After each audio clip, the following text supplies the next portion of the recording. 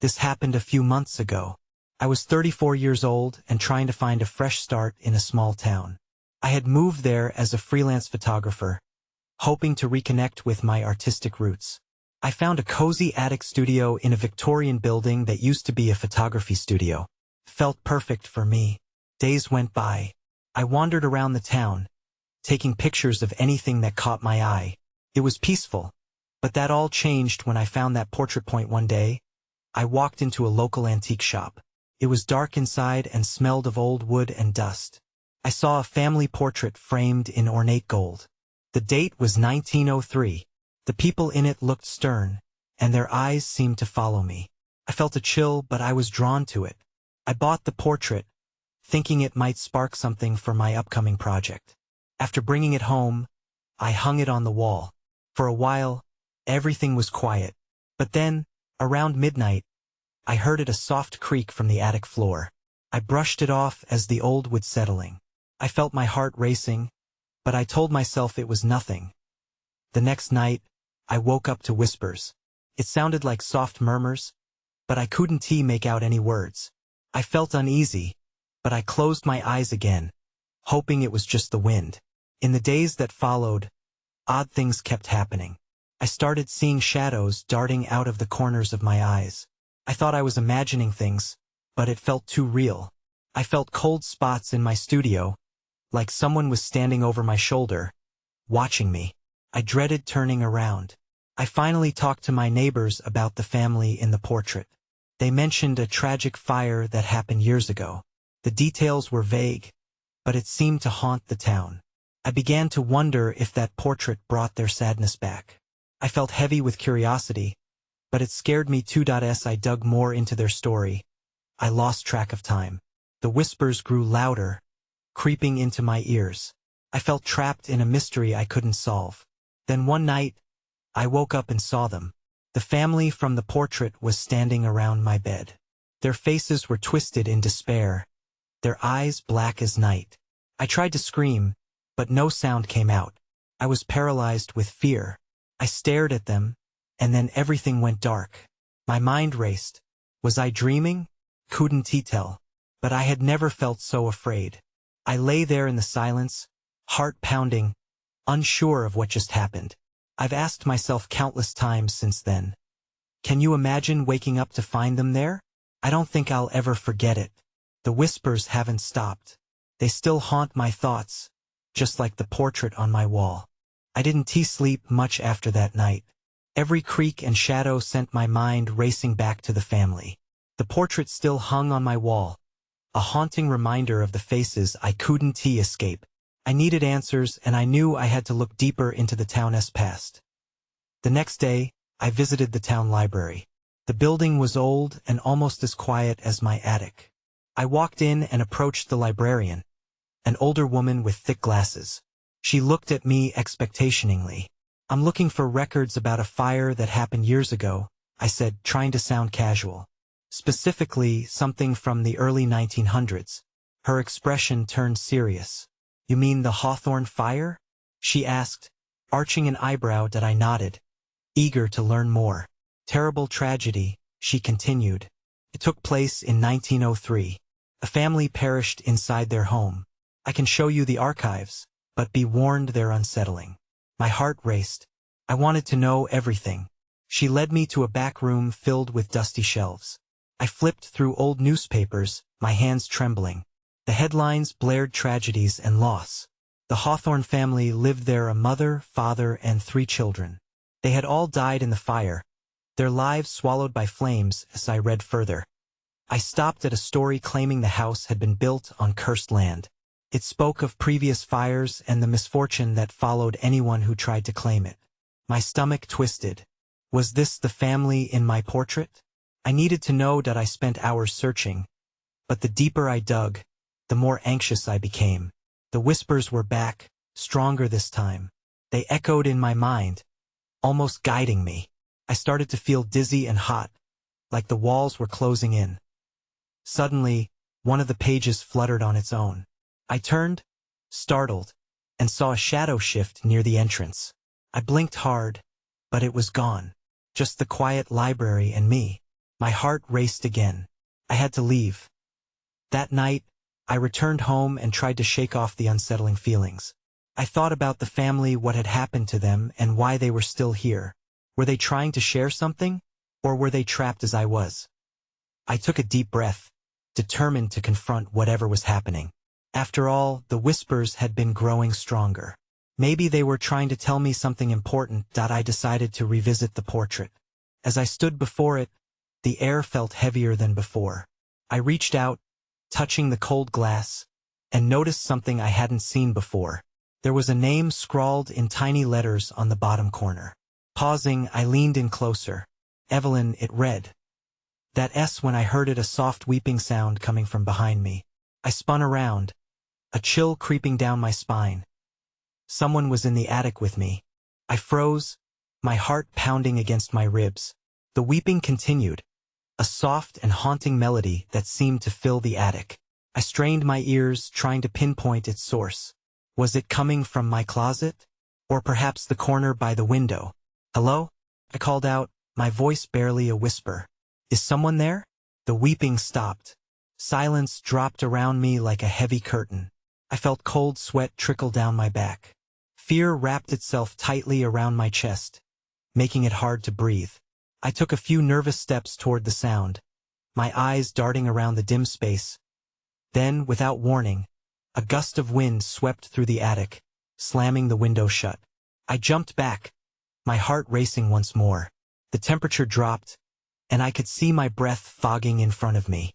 It was as if the attic had come alive, a defiant spirit wanting to communicate. I shook my head, trying to remain calm. This wasn't the time to panic. I needed to know who or what was in here with me. I turned back to the portrait. Evelyn's eyes seemed to follow me. A mixture of sadness and something else. Was it longing? I took a deep breath and spoke again. Evelyn, is that you? The name felt like a fragile bridge between us. Then I saw it. A shimmer of light appeared in the corner of my eye. I spun around, and there she was, a shadowy figure of a young girl with long dark hair, her form flickering like a dying candle. She looked almost familiar but extraordinarily opaque, almost like a reflection in a cracked mirror. Help me, she whispered, her voice barely audible, but it echoed in my mind. What do you need? I asked, worn thin by fear but wrapped in curiosity. What happened to you? Tears formed in her eyes, glistening like diamonds in the dim light. She pointed toward the rafters, her finger trembling. Find the truth. Then she began to fade, dissolving in front of me like mist in the morning sun. Wait, don't go, I shouted as her figure vanished. My heart hammered in my chest as I took a step forward. I felt cold dread settling in my stomach. The answers I sought seemed ever closer, but they also felt dangerous. I glanced toward the corner where she had pointed. Was there something hidden there? I moved cautiously, every creak of the old wooden floorboard echoing in the silence. My chest felt tight, the air thickening around me. I reached the corner and knelt down, brushing away dust. There, half hidden beneath a loose floorboard, was a small, ornate box. My breath caught in my throat. Could this be what Evelyn meant? I hesitated, a wave of uncertainty washing over me. Whatever was inside, it felt wrapped in secrets long buried. Just as my fingers brushed the cool surface, the attic door creaked open and slammed shut, plunging me into darkness. In that moment, I realized I wasn't alone after all. The darkness swallowed me whole, but I could still feel that box just within reach. My heart raced as I shuffled my hands around, breathing in shallow gasps. The silence was punctuated only by the thud of my pulse as I strained to hear anything beyond my own thoughts. I forced myself to focus. I had to know what was inside that box. The feeling of cold metal against my fingers finally stirred a sense of urgency. With shaky hands, I lifted the box into my lap. Felt heavier than it looked. In the dim light, I could make out intricate carvings along the edges.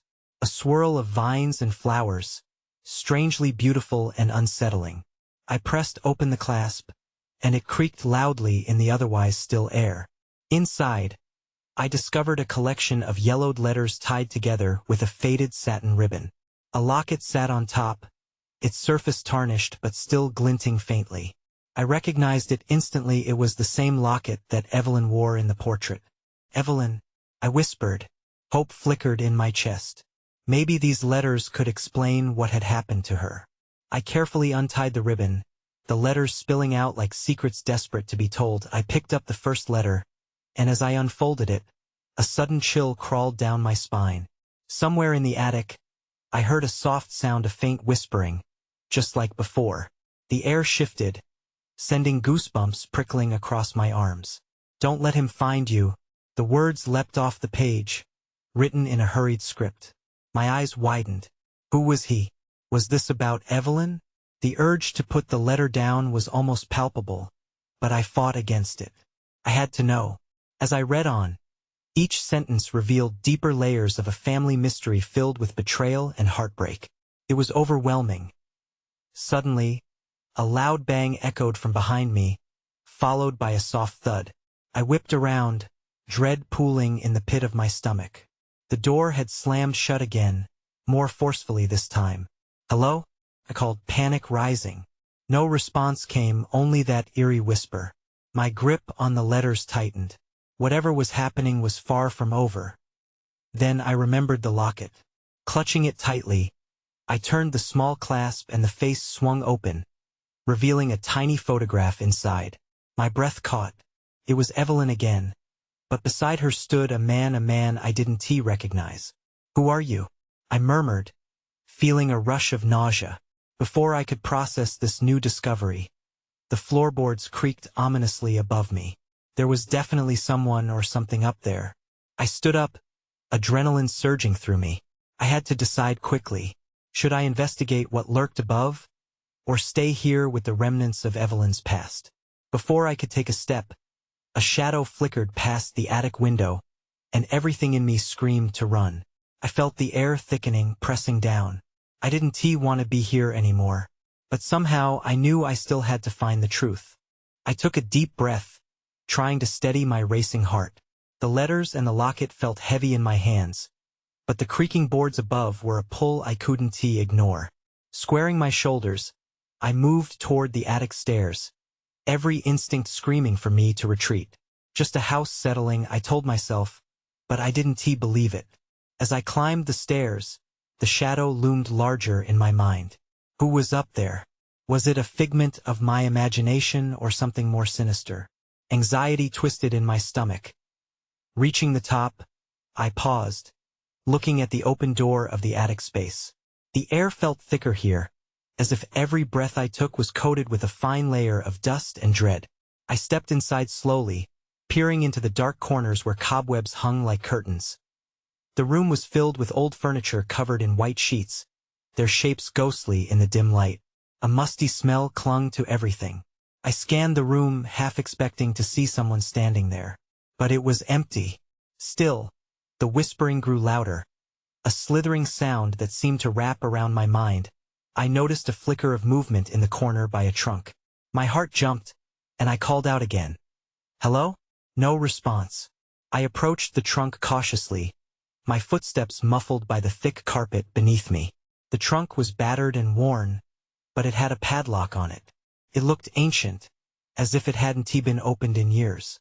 I reached out, my fingers brushing against the cold lock, when the whispering intensified, almost as if urging me to back away. "What do you want?" I said, half hoping someone would answer and half terrified by the possibility. Then, in that moment, I heard it, the unmistakable sound of a child's laughter, light and haunting. It echoed off the walls, sending chills down my spine. I forced myself to remain still, but my instincts told me to run. Instead, I turned my attention back to the letters tucked safely in my underarm. I had found them for a reason. Maybe they held the key to whatever was haunting me or the truth about Evelyn. I glanced back at the open trunk, compelled by a pull I couldn't explain. Finally, I knelt in front of it. I had to know if it held anything that could help me understand what I was uncovering. As I fumbled with the lock, something shifted behind me. My breath caught as I whipped around, ready to confront whatever had followed me into the attic. Nothing, just silence. I turned back to the trunk, heart racing, fingers trembling. Then everything went dark.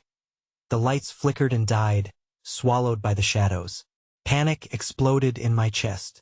I scrambled to my feet, but the empty space felt infinite.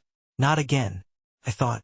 I felt around in the dark, searching for a wall, anything to ground me. That S when I heard it. The whispering increased until it was a cacophony. 1,000 voices speaking all at once. They weren't just whispers anymore. They were angry shouts. Don't let him find you. The phrase echoed again, but this time, it felt like a warning from the past. I had to escape, but a new urgency pulled at me. I needed to uncover the truth, before whatever haunted this house claimed me too. And I had to do it fast. I stumbled backward, my back hitting the wall to steady myself. The air felt electric with tension. The voices churned around me, growing more frantic. Don't let him find you, echoed in my ears as I edged away from the trunk, half expecting something to leap out. And then, just like that, the whispering faded back into dreadful silence. I strained to listen, but only the sound of my own erratic breathing filled the void. I felt like I'd been tossed into a sea of shadows, trapped without a lifeline. Taking a breath, I decided I couldn't just stand here. I needed to get back to that trunk. The warnings felt concrete, but what did they mean? I fumbled for my phone, praying the flashlight function would still work. I clicked it on, the weak beam of light cutting through the darkness. Slowly, I turned it toward the trunk. The padlock gleamed ominously, as if mocking my fear. I knelt again, feeling a sense of determination rising within me. There had to be something of significance inside. As I inspected the padlock, a louder sound made me freeze.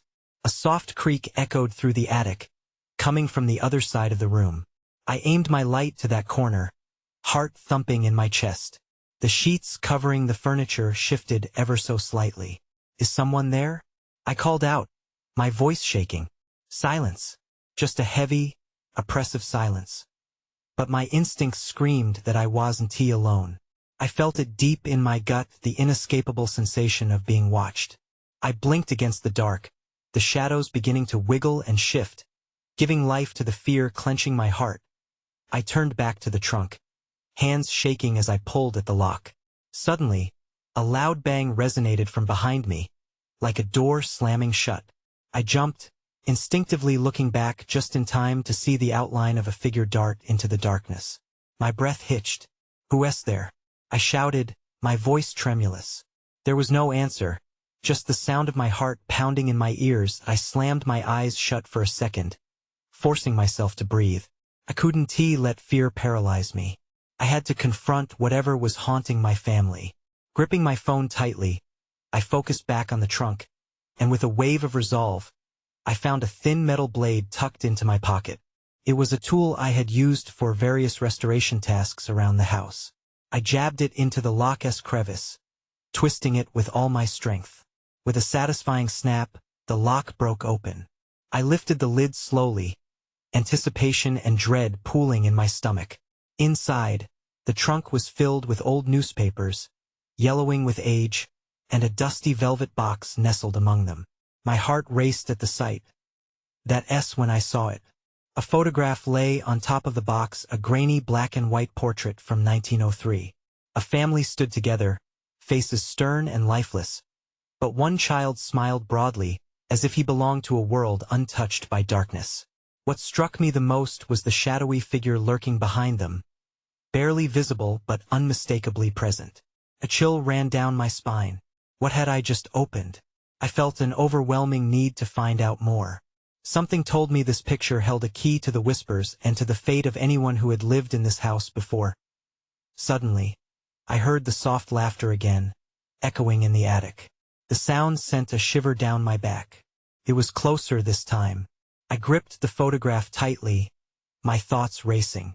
I wasn't alone anymore, and I was about to uncover what had been hidden for far too long. I took a step back from the trunk, my eyes still glued to the photograph. The child's innocent smile contrasted sharply with the ominous presence lurking behind the family. I felt an urgent need to dig deeper, to unravel the mysteries tied to this picture. The laughter echoed again, almost playful, but the darkness swallowed the sound, leaving only unease. I swallowed hard and raised my phone's flashlight, scanning the room. The shadows danced along the walls, and the furniture felt almost alive.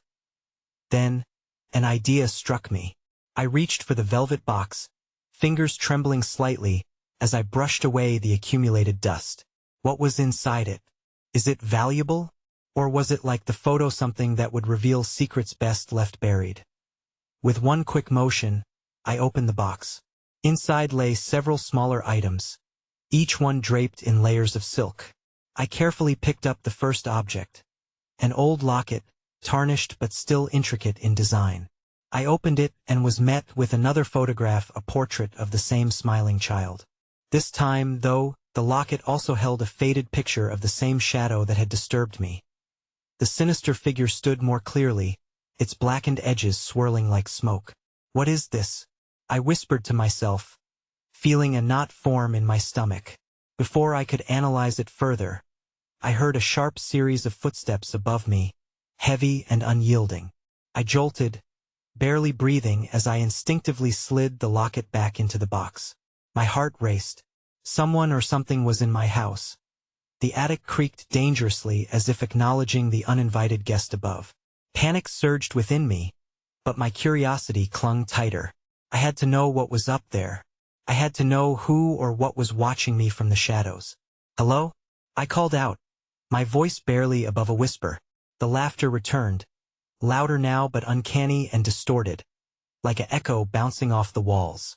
The walls felt like they were closing in, suffocating any remaining courage. The noise stopped abruptly, and my phone's battery warning flashed ominously. This was not when I needed my flashlight to die.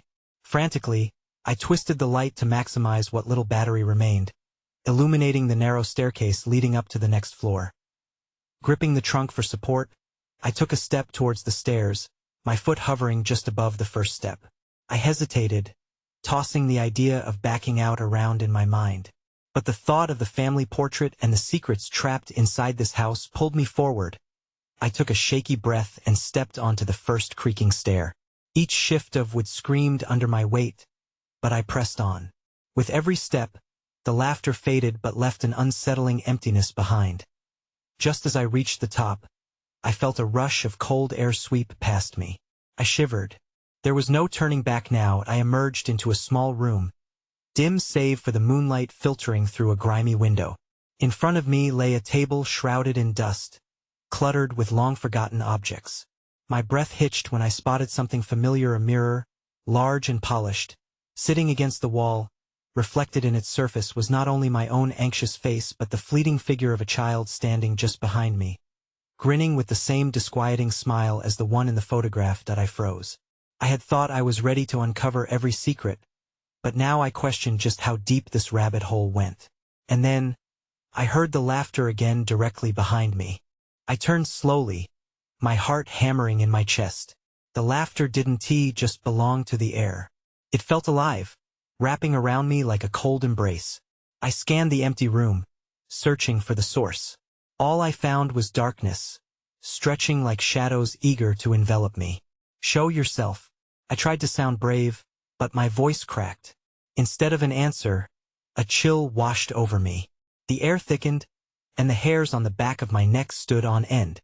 I looked back into the mirror, hoping for some clarity. My reflection was still alone until a smudge in the glass appeared behind me, swirling like a cloud of fog. I wanted to look away, to escape this trap of reflection, but I couldn't move. Then I saw it, a small hand reaching out from the darkness. It lingered just at the edge of my vision. My breath caught and my instincts kicked in. I bolted towards the door behind me, nearly tripping on the rickety floorboards.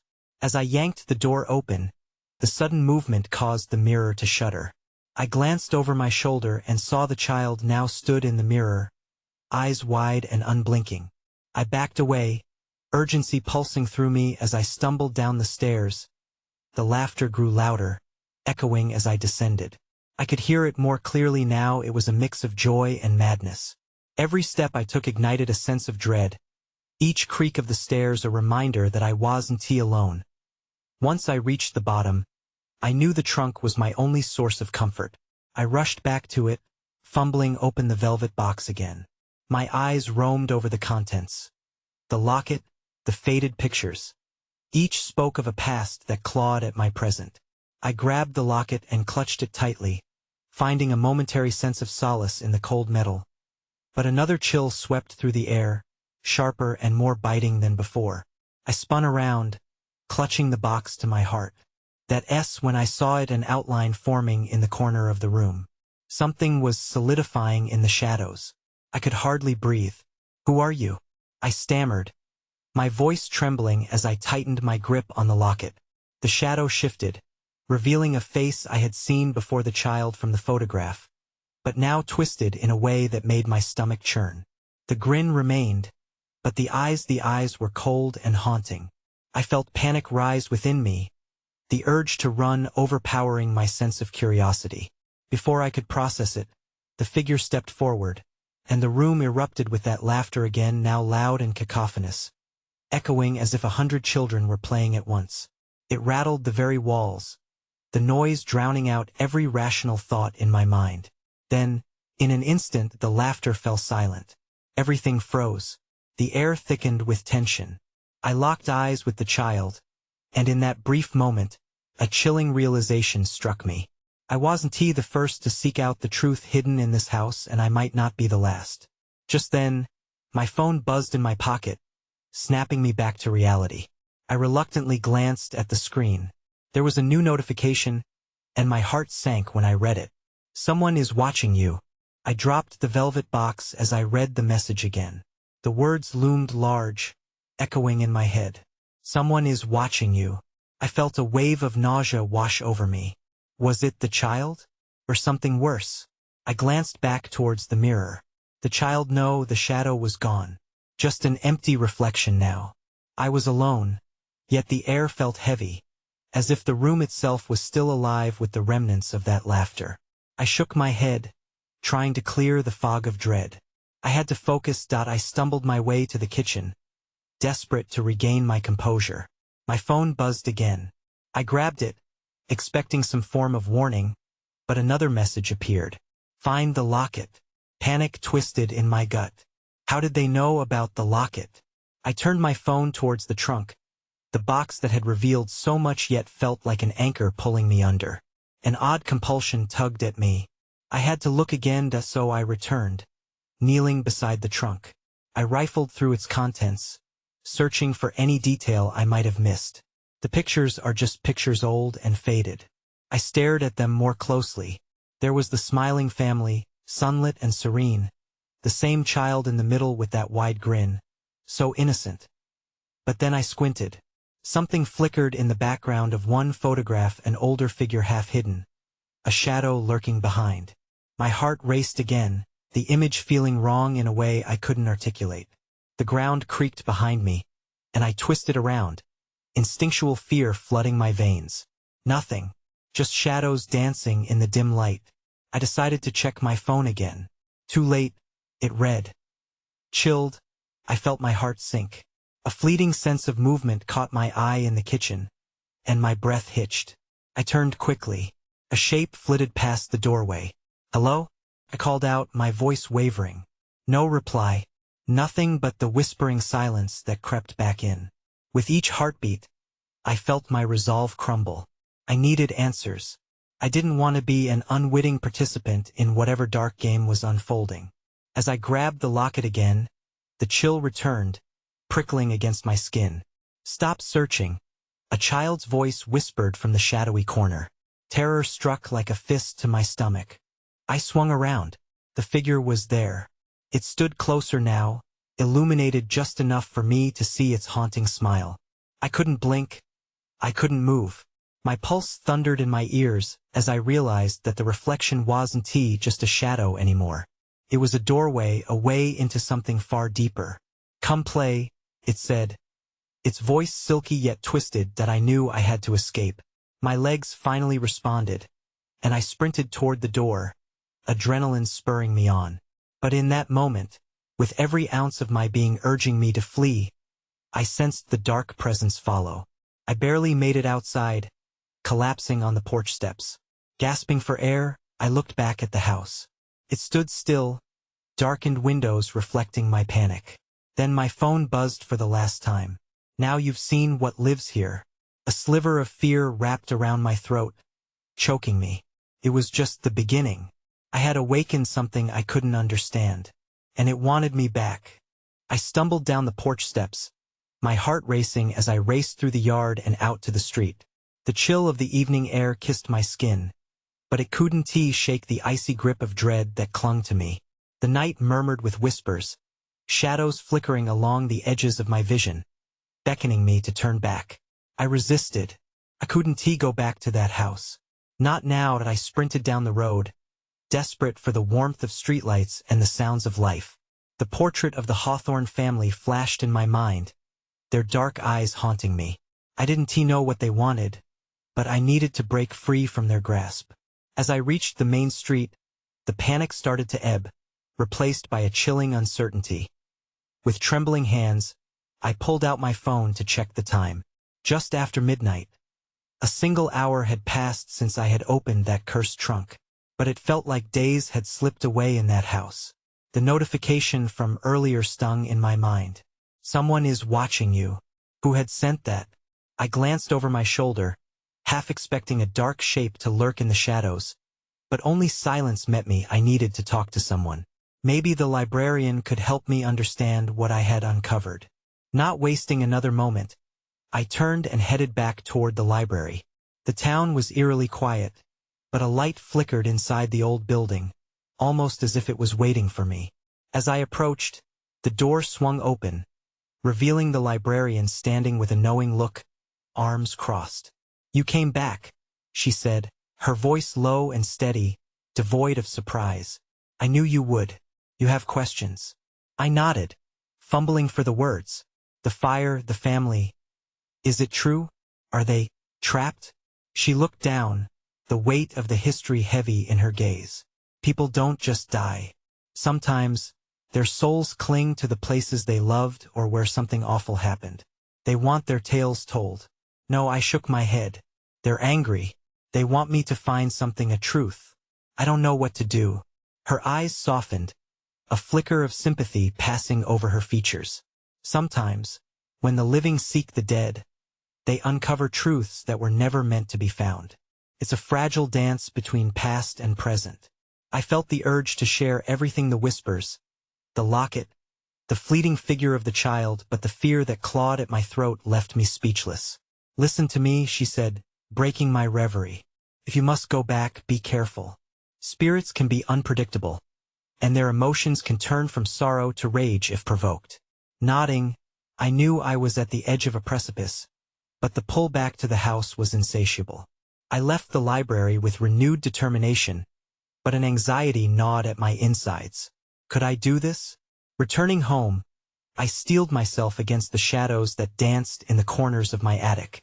The wind whispered as I stepped through the door, but I had come for answers. Approaching the trunk, I felt a surge of defiance. Clutching the locket tightly, I opened it once more, searching for the lingering spirit of Evelyn, haunted by a child's laughter that echoed through my mind. "Evelyn," I called into the shadows, willing her spirit to hear me. "What do you want? What do I need to do?" A whisper floated through the air, just beyond tangible words, but I felt it. The desperate yearning of those who had suffered, and the urgency to be heard. And just like that, the room dimmed, shadows converging in a whirl around me. I clutched the locket and the letters tighter, holding on to the hope that maybe, just maybe, I could uncover the truth that would set not just me free, but Evelyn and her family as well. But as the darkness swelled, questions hung heavy in the air, unanswered. Was I a savior or an unwitting pawn in a tragic game? The line between the living and the dead blurred, and I knew without a doubt that the whispers would continue, echoing in my thoughts long after I left this place. I took a deep breath and stepped into the shadows, prepared to face whatever lay ahead, knowing that some doors were never meant to be opened, but driven by an unrelenting need to understand. Whether I made it out alive, or if I would join the haunting echoes of that family, remained unknown.